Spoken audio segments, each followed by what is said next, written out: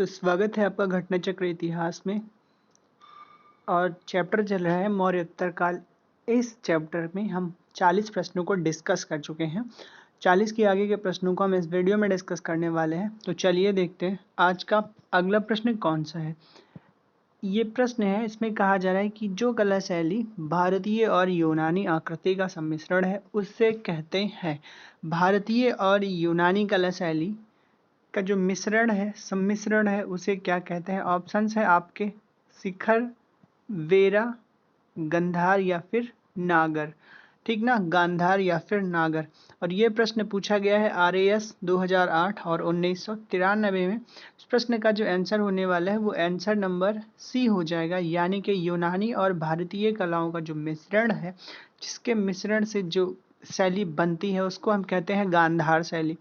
अगर हम एक्सप्लेनेशन देखें तो हमें बताया जा रहा है कि भारतीय और यूनानी आकृति के सम्मिश्रण शैली गांधार शैली है। ठीक है ना, भारतीय और यूनान के सम्मिश्रण से जो शैली बनती है उसको हम गांधार कहते हैं। इस कला शैली के प्रमुख संरक्षक शक एवं कुषाण हैं। कौन कौन है? शक एवं कुषाण। इस कला का विषय मात्र बौद्ध होने के कारण इसे यूनानी बौद्ध, इंडो ग्रीक या फिर ग्रीको रोमन भी कहा जाता है। ठीक है ना, इसको क्या क्या कहा जाता है? यूनानी बौद्ध, इंडो ग्रीक या फिर ग्रीको रोमन भी कहा जाता है। तो ये प्रश्न रहा आपका 41। अगला प्रश्न अगर हम देखें, प्रश्न संख्या जो है आपकी 42, और इस प्रश्न में आपसे पूछा जा रहा है कि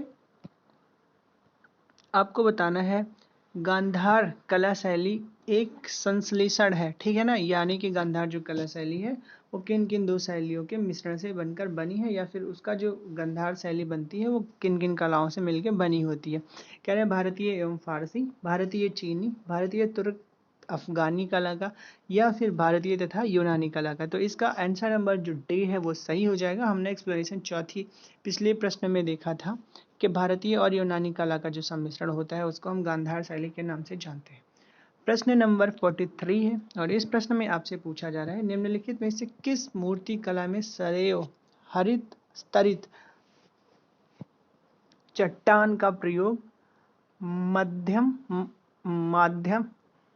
के रूप में किया जाता है। ठीक है ना, प्रश्न यही है कि किस मूर्ति कला में सदैव हरित स्तरित चट्टान का प्रयोग माध्यम के रूप में किया जाता है। अगर ऑप्शंस देखें तो पहले ऑप्शन में है मौर्य मूर्तिकला, मथुरा मूर्तिकला, भरहुत मूर्तिकला या फिर गांधार मूर्तिकला।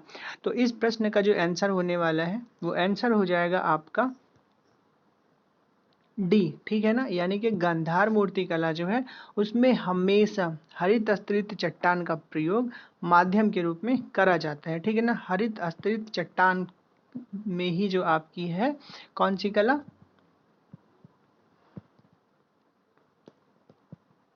गांधार मूर्तिकला का प्रदर्शन होता है। ठीक है, चलिए अगर एक्सप्लेनेशन देखें तो बस वही कहा जा रहा है कि हरित स्तरित या शिष्ट चट्टान का प्रयोग ही गांधार शैलियों की मूर्तियां बनाने में किया जाता है।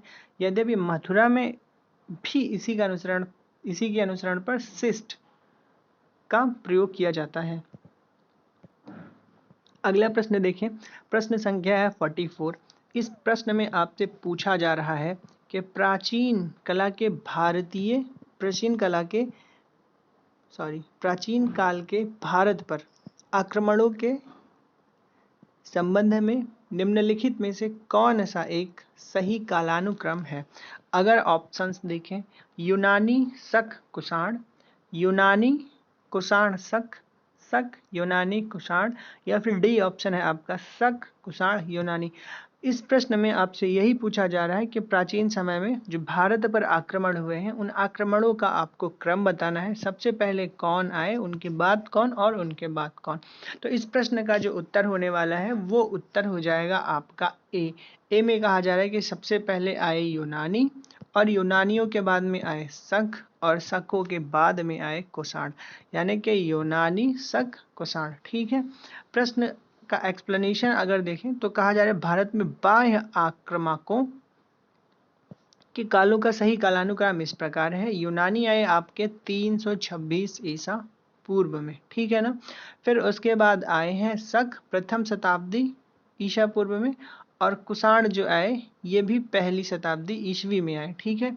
326 ईसा पूर्व में यूनानी आए, यूनानी जो आए थे वो सिकंदर महान था। शक आए प्रथम शताब्दी ईसा पूर्व में, और फिर उसके बाद पहली शताब्दी ईस्वी में आए हैं कुषाण, ठीक। तो क्या हो गया, यूनानी, शक, कुषाण। प्रश्न संख्या अगली देखें तो इस प्रश्न में आपसे पूछा जा रहा है कि पहला प्रश्न है, पहला ईरानी शासक जिसने भारत के कुछ भागों को अपने अधीन किया था, ठीक है ना। कौन सा शासक, ईरानी शासक, पहला ईरानी शासक जिसने भारत के कुछ भागों को अपने अधीन किया था। अगर इसके हम ऑप्शंस देखें तो वो है साइरस, कैम्बेसिस, डेरियस प्रथम या साहार्स, ठीक है ना। तो इस प्रश्न का जो उत्तर होने वाला है कि वो ऐसा कौन सा ईरानी था जिसने भारत के कुछ भागों को अपने अधीन किया, तो हो जाएगा डेरियस प्रथम। डेरियस प्रथम पहला ईरानी शासक था जिसने भारत के कुछ भागों को अपने अधीन कर लिया था। अगर हम इसके व्याख्या पर जाएं तो कहा जा रहा है कि ईरानी शासक जो था डेरियस प्रथम, इसका टाइम पीरियड है 522 ईसा पूर्व से 486 ईसा पूर्व ने सर्वप्रथम भारत के कुछ भागों को अपने अधीन किया था।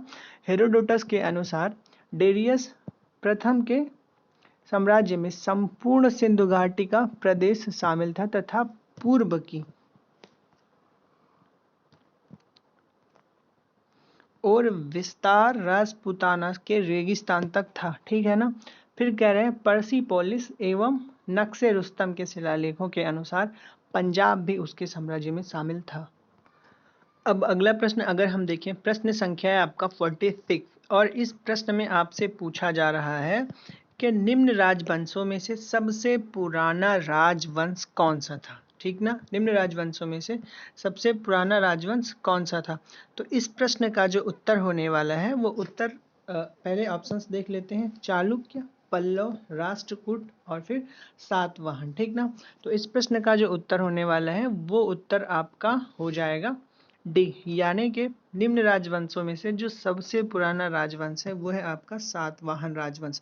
अगर हम देखें तो कहा जा रहा है कि उपर्युक्त राजवंशों में से सबसे पुराना सातवाहन तो है ही, और इसके बारे में बताया जा रहा है कि इस वंश के संस्थापक सिमुक ने संभवतः ईसा पूर्व प्रथम सदी के द्वितीयार्ध में, ठीक है ना, यानी कि दूसरा चतुर्थांश होता है, द्वितीयार्ध में शासन किया और उसका शासनकाल 60 ईसा पूर्व से लेकर 37 ईसा पूर्व तक माना जाता है। तो ये रहा प्रश्न आपका 46।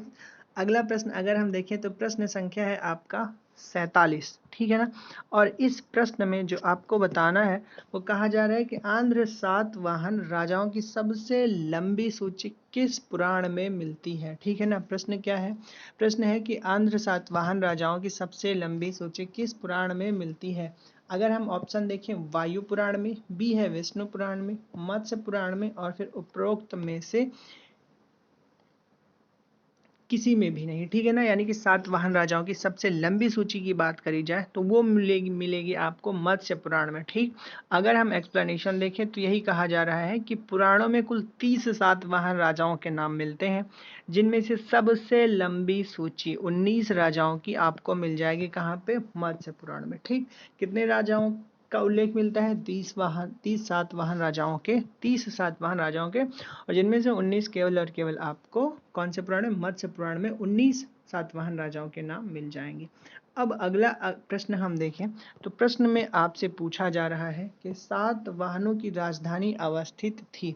ऑप्शंस अगर देखें तो अमरावती में, नांदेड़ में, नाल दुर्ग में और फिर दुर्ग में। प्रश्न क्या है, सातवाहनों की राजधानी अवस्थित थी। तो इस प्रश्न का जो उत्तर होने वाला है वो उत्तर हो जाएगा अमरावती, यानी कि सातवाहन राजाओं की जो राजधानी थी वो थी अमरावती में। अगर हम इसका एक्सप्लेनेशन देखें तो हमसे बताया जा रहा है कि सातवाहनों की वास्तविक राजधानी जो थी प्रतिष्ठान या पैठनपुर में अवस्थित थी। कहाँ पे, प्रतिष्ठान या फिर पैठनपुर, ठीक ना। पुराणों में इस राजवंश को आंध्र भ्रत या फिर आंध्र जातीय कहा जाता था। उनकी आरंभिक राजधानी अमरावती मानी जाती है। इस राजवंश की स्थापना जो है वो सिमुक नामक व्यक्ति ने प्रथम शताब्दी ईसा पूर्व में कण्व वंशीय शासक सुशर्मा की हत्या करके करी थी। ठीक है ना। स्थापना इस वंश की किसने की? सिमुक नामक व्यक्ति ने। और कब करी? प्रथम शताब्दी ईसा पूर्व में। और किसकी हत्या करके? कण्व वंशीय शासक सुशर्मा के। ठीक, तो बड़ी बातें, संस्थापक कौन है? सिमुक। और किसकी हत्या करी इसने? सुशर्मा की। और इस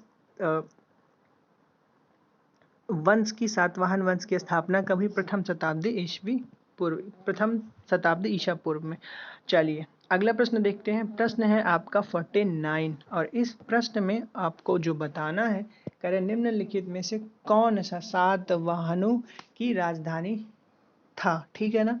कौन सा सातवाहनों की राजधानी था? अगर हम इसका ऑप्शंस देखें तो प्रतिष्ठान, दूसरा है नागार्जुन कुंड, तीसरा है शकल या श्यालकुट और चौथा है आपका पाटलिपुत्र। इस प्रश्न में आपको सातवाहनों की राजधानी बताना है। तो राजधानी जो सातवाहनों की थी वो प्रतिष्ठान या फिर पैठन। ठीक, चलिए इसका एक्सप्लेनेशन हम ऊपर देख चुके हैं।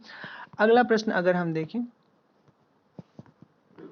इस प्रश्न में आपसे पूछा जा रहा है कि निम्नलिखित शासकों में किसके लिए एक ब्राह्मण प्रयुक्त हुआ है। प्रश्न में क्या पूछा जा रहा है कि एका ब्राह्मण किसके लिए प्रयुक्त हुआ है। अगर हम ऑप्शंस देखें तो वो कह रहे हैं एका ब्राह्मण पुष्यमित्र शुंग को कहा जाता है, या फिर खारवेल को कहा जाता है, या गौतमी पुत्र सातकर्णी को, या फिर सुशर्मन को। तो इस प्रश्न का जो उत्तर होने वाला है वो उत्तर नंबर हो जाएगा आपका ए। सी गौतमी पुत्र सातकर्णी जो था उसको हम एका ब्राह्मण के नाम से भी जानते हैं। किसको? गौतमी पुत्र सातकर्णी में आरओ का प्रश्न है 2016 का। कह रहे हैं कि सातवाहन शासक गौतमी पुत्र सातकर्णी जो था वो नासिक अभिलेख में एका ब्राह्मण कहा गया, जिसका तात्पर्य होता है कि अद्वितीय ब्राह्मण अथवा ब्राह्मणों का एकमात्र रक्षक। और इसके बारे में यह भी मान्यता है कि इसने जातीय प्रथा को बढ़ावा दिया। इसने जो बाल विवाह था उसको भी बढ़ावा दिया, और दूसरी जातियों में विवाह करने का जो प्रचलन था उस पर भी उसने रोक लगाया। किसने?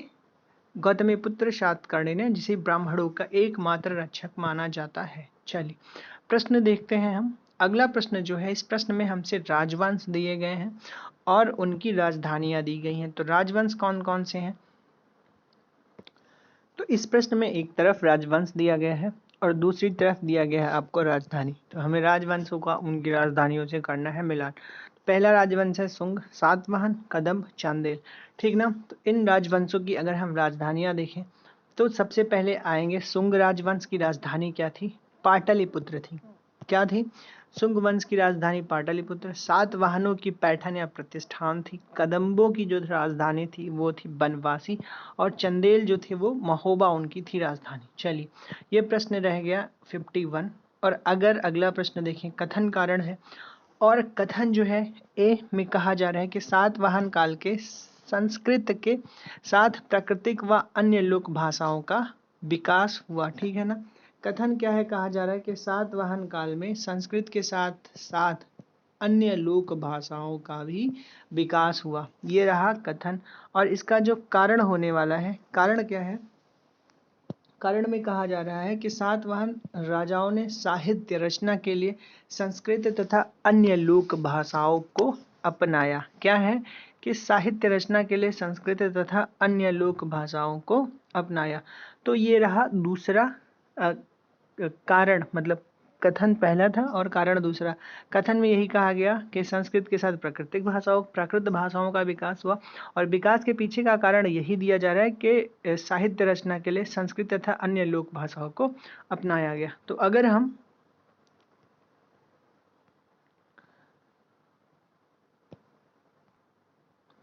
अगर हम ऑप्शंस पे देखें तो पहला है कथन ए तथा कारण आर दोनों सही हैं, तथा आर जो है ए का सही स्पष्टीकरण है। और दूसरा ऑप्शन जो है मतलब बी ऑप्शन में कहा जा रहा है ए और आर दोनों सही है, किंतु ए आर का सही स्पष्टीकरण नहीं है। सी में कहा जा रहा है ए सही है आर गलत है, और डी में कहा जा रहा है ए गलत है किंतु आर सही है। तो ये रहा हमारे ऑप्शंस, लेकिन इसका जो आंसर होने वाला है वो आंसर नंबर ए हो जाएगा।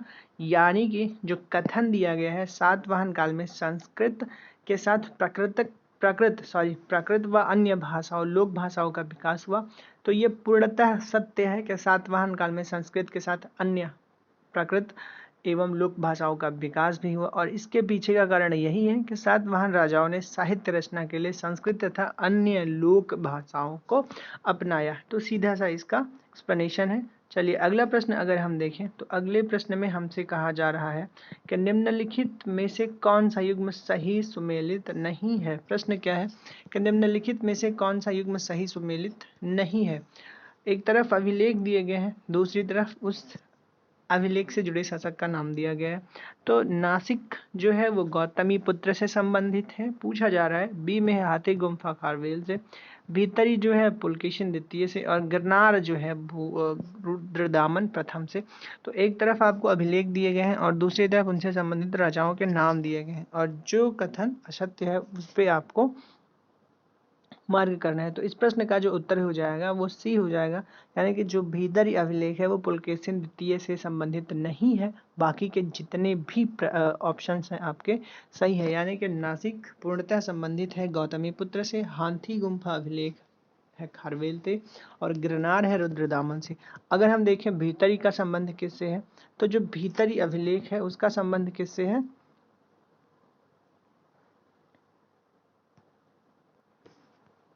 भीतरी अभिलेख का जो संबंध है वो कुमार गुप्त शासक चंद्र स्कंद गुप्त से है। ठीक है ना, किससे संबंध है भीतरी अभिलेख का, गुप्त शासक स्कंद गुप्त से, यही कहा जा रहा है। जबकि पुलकेशिन द्वितीय जो है उनका संबंध एहेल अभिलेख से है, एहोल अभिलेख से है, जो एक प्रशस्ति के रूप में है। तथा एहोल अभिलेख जो है उसकी भाषा क्या है, उसकी भाषा जो है वो संस्कृत है। और रुद्रदामन का जूनागढ़ अभिलेख जो कि गिरनार से प्राप्त हुआ, शक संवत 75 या फिर 150 ईस्वी का अभिलेख प्राप्त होता है, यह प्रशस्ति के रूप में है। इससे उसकी विजयों, व्यक्तित्व एवं कृतियों का विवरण प्राप्त होता है। चलिए अगला प्रश्न है 54, और इस प्रश्न में आपसे पूछा जा रहा है, कथन कारण वाले प्रश्न हैं ये। अगर कथन देखें तो कथन में कहा जा रहा है कि कुषाण फारस की खाड़ी और लाल सागर से होकर व्यापार करते थे। ये रहा हमारा कथन। और अगर इसके कारण पे जाएं तो फारस की खाड़ी और लाल सागर से व्यापार करने के पीछे का जो कारण है वो बताया जा रहा है कि उनकी संगठित नौसेना उच्च कोटि की थी।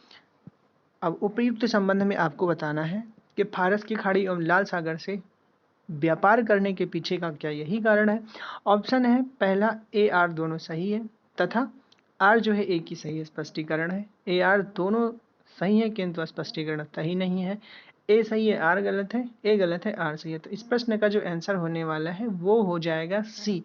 सी का मतलब जो कुषाण थे वो फारस की खाड़ी और लाल सागर से होकर व्यापार करते थे, ये बात पूर्णतः सत्य है। लेकिन उनके व्यापार के पीछे ये कारण गलत है कि उनकी नौसेना संगठित थी, सुसंगठित थी, मजबूत थी, तो इस वजह से वो फारस के खाड़ी से व्यापार करते थे। अगर हम इसका एक्सप्लेनेशन देखें तो यही कहा जा रहा है कि एक बुक है जब the Periplus of the Erythraean sea और अरिका मेडो में हुई खुदाई से ऐसे अनेक बंदरगाहों और व्यापारिक केंद्रों के उपस्थिति के साक्ष्य मिले हैं जिनसे यह स्पष्ट हो जाता है कि कुषाणों का जो व्यापार था वो पश्चिमी विश्व से फारस की खाड़ी और लाल सागर के जलमार्ग से होता था। तो ये आपको तथ्य दिया जा रहा है कि फारस की खाड़ी और लाल सागर से व्यापार जो कुषाण करते थे, ये इसका उल्लेख कहाँ पे मिलता था, तो कह रहे हैं पेरीप्लस ऑफ एरिथ्रियन सी और अरिक मेडो में हुई खुदाई से। ठीक है ना, बुक है पेरीप्लस ऑफ एरिथ्रियन सी और अरिक मेडो में जो हुई खुदाई, वहाँ पे ढेर सारे बंदरगाह मिले। उससे हमें यह पता चलता है कि जो कुषाण लोग थे उनका व्यापार जो हुआ करता था वो कहाँ से होता था, वो फारस की खाड़ी और लाल सागर के मध्य से होता था। और इसके पीछे का जो कारण दिया गया है, कहा किसी भी कुषाणों की सशक्त नौसेना की उपस्थिति का उल्लेख कहीं भी नहीं मिलता है। उस समय का तात्कालिक स्थिति ऐसी थी कि व्यापार के लिए सुगमता होती थी, सरलता होती थी, वहाँ से व्यापार करने के लिए किसी जरूर मजबूत नौसेना की आवश्यकता के बगैर भी व्यापार किया जा सकता था। चलिए अगला प्रश्न अगर हम देखें तो इस प्रश्न में पूछा जा रहा है कि राजा खारवेल का नाम जुड़ा है। ठीक है ना, प्रश्न है राजा खारवेल का नाम जुड़ा है। अगर हम इसके ऑप्शंस देखें, गिरनार के स्तंभ लेख के साथ, जूनागढ़ के स्तंभ लेख के साथ, हाथी गुम्फा लेख के साथ, या फिर सारनाथ लेख के साथ, राजा खारवेल का नाम जो है वो किस अभिलेख के साथ जुड़ा है। तो इसका जो आंसर होने वाला है वो आंसर नंबर हो जाएगा सी, यानी कि खारवेल का नाम जो जुड़ा है वो हाथी गुम्फा लेख के साथ में जुड़ा है। अगर हम इसका एक्सप्लेनेशन देखें तो हमें बताया जा रहा है कि कलिंग का चेदी वंशीय शासक खारवेल प्राचीन भारतीय इतिहास के महानतम सम्राटों में एक था। ओडिशा प्रांत के भुवनेश्वर में से 3 मील दूरी पर स्थित उदयगिरी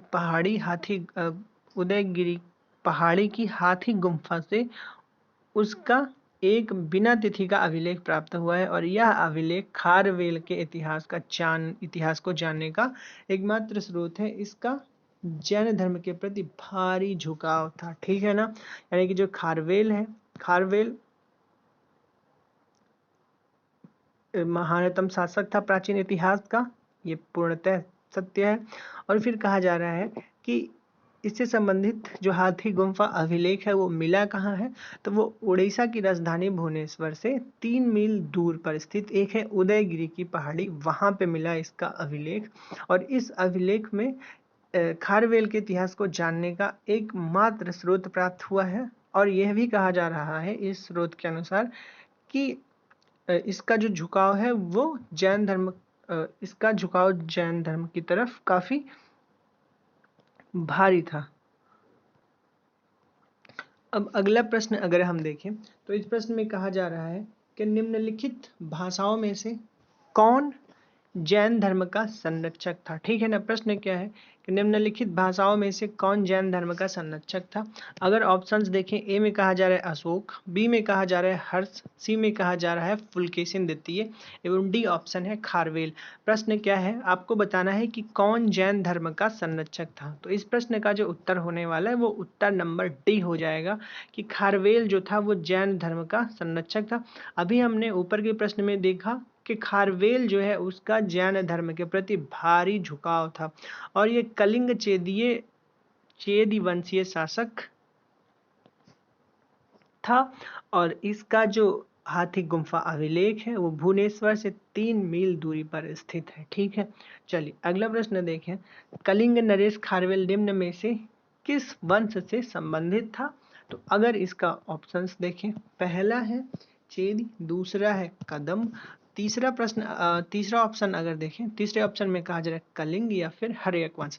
तो खारवेल का जो संबंध है वो खारवेल का किससे संबंध है, चेदी राजवंश से है। ठीक, चलिए अगला प्रश्न देखते हैं, प्रश्न संख्या 58। इस प्रश्न में आपको जो बताना है, आपसे पूछा जा रहा है निम्नलिखित राजाओं में से किस का जैन धर्म के प्रति भारी झुकाव था। ठीक है ना, प्रश्न क्या है कि राजाओं में जैन धर्म के प्रति भारी झुकाव था।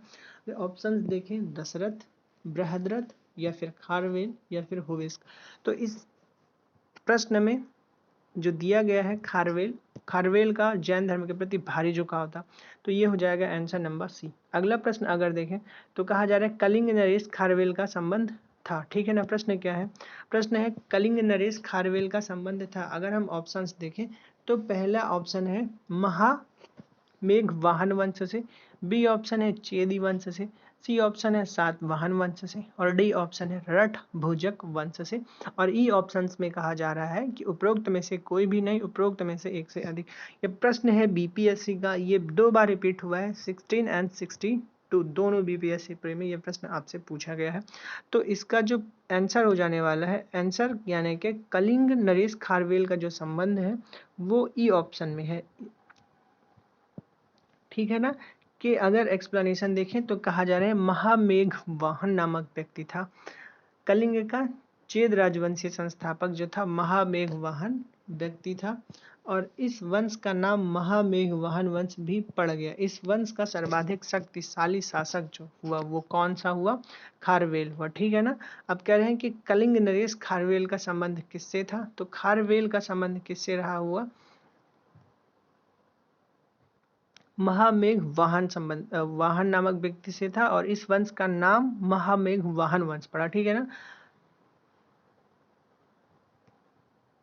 अतः इस प्रश्न का जो उत्तर है वो उपरोक्त में से एक से अधिक हो जाएगा, क्योंकि जो कलिंग नरेश खारवेल है उसका संबंध महामेघ वाहन वंश से है और इसी को हम चेदी वंश के नाम से भी जानते हैं। तो चलिए हम देखें अगला प्रश्न। अगला प्रश्न है 60 और इस प्रश्न में आपको जो बताना है, आपसे कहा जा रहा है कि हाथी गुम्फा अभिलेख किस शासक के विषय में जानकारी का स्रोत है? कौन सा अभिलेख? हाथी गुम्फा अभिलेख। अगर हम इसके ऑप्शंस देखें, ए ऑप्शन में है खारवेल, ठीक, बी ऑप्शन है अशोक, सी है हर्षवर्धन और डी ऑप्शन है कनिष्क। तो इसका जो प्रश्न होने वाला है हाथी गुम्फा अभिलेख संबंधित है खारवेल से। और हमने पीछे एक्सप्लेनेशन में देखा कि खारवेल कहाँ है? भुवनेश्वर की राजधानी, उड़ीसा की राजधानी भुवनेश्वर से 3 मील दूर पर स्थित गिरनार की पहाड़ियों के पास में स्थित है हाथी गुम्फा। ठीक है, सॉरी, उदयगिरी की पहाड़ियों पर स्थित है हाथी गुम्फा और वहीं से एक अभिलेख प्राप्त हुआ है और यह अभिलेख खारवेल का इतिहास जानने का एकमात्र स्रोत है। और इससे हमें पता चलता है कि खारवेल का झुकाव जो था वो जैन धर्म की ओर था। अब इस प्रश्न का एक्सप्लेनेशन अगर देखें, एक्सटर्नल जानकारी वो हो गई थी, तो यही कहा जा रहा है कि एक बिना तिथि का अभिलेख प्राप्त हुआ है। इस अभिलेख से उसके बचपन से 4 राज्याभिषेक तथा राजा होने के बाद से 13 वर्ष के शासन की घटनाओं का क्रमबद्ध विवरण दिया गया है और यह अभिलेख खारवेल का इतिहास जानने का एकमात्र स्रोत है। प्रश्न अगला देखें। प्रश्न है हमारा 61 और इस प्रश्न में हमसे पूछा जा रहा है, इस प्रश्न में हमें बताना है कि पूर्वी रोमन शासक, प्रश्न क्या है? पूर्वी रोमन शासक जस्टिनियन का सर्वाधिक महत्वपूर्ण योगदान किस क्षेत्र में था? अगर हम ऑप्शंस देखें तो विधि में, स्थापत्य कला में, विज्ञान में या फिर साहित्य में। प्रश्न क्या है कि जस्टिनियन का सर्वाधिक महत्वपूर्ण योगदान किस क्षेत्र में था? अगर हम इसके ऑप्शंस देखें तो ए ऑप्शन में जो दिया गया है वो कहा जा रहा है कि विधि में, स्थापत्य कला में, या फिर डी ऑप्शन जो है आपका, सी ऑप्शन जो है विज्ञान में, एवं डी ऑप्शन जो है वो साहित्य में। तो ये 4 ऑप्शन आपके हो गए। कि प्रश्न फिर से देखेंगे, प्रश्न में कहा गया था कि जस्टिनियन का सर्वाधिक महत्वपूर्ण योगदान किस क्षेत्र में था? तो जस्टिनियन का सर्वाधिक महत्वपूर्ण योगदान जो था वो विधि में था। ठीक, चलिए अगला प्रश्न अगर हम देखें तो अगर इसका एक्सप्लेनेशन हम देख लें तो यही कहा जा रहा है कि पूर्वी रोमन शासक जस्टिनियन को सर्वाधिक प्रसिद्धि उसके न्याय संबंधी सुधारों से मिली है। किससे मिली है सर्वाधिक प्रसिद्धि? उसके न्याय संबंधी सुधारों से मिली है। और जस्टिनियन रोमन कानून के संपूर्ण संशोधनों के लिए उत्तरदायी था। अगला प्रश्न हम देखें, प्रश्न नंबर 62 और इस प्रश्न में कहा जा रहा है हमसे कि पेरिप्लस ऑफ एरिथ्रियन सी किसने लिखी थी? प्रश्न है पेरिप्लस ऑफ एरिथ्रियन सी किसने लिखी थी? अगर हम इसके ऑप्शंस को देखें तो ए ऑप्शन में कहा जा रहा है कि टेसियस ने, बी में है प्लिनी ने, सी है टालमी ने, थर्ड डी है स्ट्रैबो ने। इस प्रश्न का जो उत्तर होने वाला है पेरिप्लस ऑफ एरिथ्रियन सी रचना है किसकी? एक ग्रीको रोमन पेरिप्लस बंदरगाह नेविगेशन। तो इसका जो आंसर होने वाला है वो आंसर नंबर ई हो जाएगा। ई ये है कि उपयुक्त में से कोई नहीं। ठीक, कैसे? अगर अब इसका हम एक्सप्लेनेशन कहें तो जो बुक है Periplus of Erythraean sea, Greco Roman Periplus, ठीक है ना, यानी कि इसके डॉक्यूमेंट है और यह रोमन के बंदरगाहों से नेविगेशन और व्यापार के अवसरों का वर्णन करता है। और लगभग 60 ईस्वी में अलेक्जेंड्रिया के एक अनाम नाविक ने इसको लिखा था। यानी कि पेरिप्लस ऑफ एरिथ्रियन सी जो है उसके लेखक का नाम जो है वो गुमनाम है, अनाम नाविक ने लिखा है उसको। और इसने भारत के से आयात निर्यात की जाने वाली वस्तुओं का भी उल्लेख किया है। तो ये था आपका मौर्योत्तर काल से संबंधित आज तक यूपीएससी और डिफरेंट स्टेट पीसीएस में जितने सारे क्वेश्चन पूछे गए थे उन सारे क्वेश्चंस का डिस्कशन जैसा कि घटना चक्र में दिया गया है। और आई होप आपको ये डिस्कशन और ये वीडियो फॉर्मेट में कंपाइलेशन अच्छा लगा होगा। अगर थोड़ा सा भी अच्छा लगा है तो प्लीज़ चैनल को कर लीजिए सब्सक्राइब और अपने दोस्तों में जो वीडियो है उसको करते जाइए शेयर, ताकि व्यूअर्स बढ़ते जाएं, सब्सक्राइबर बढ़ते जाएं और चीज़ों को और अच्छे तरीके से संशोधित करके हम आपके सामने लेके आएँ और आपकी तैयारी को बूस्ट मिलता रहे। बहुत बहुत धन्यवाद।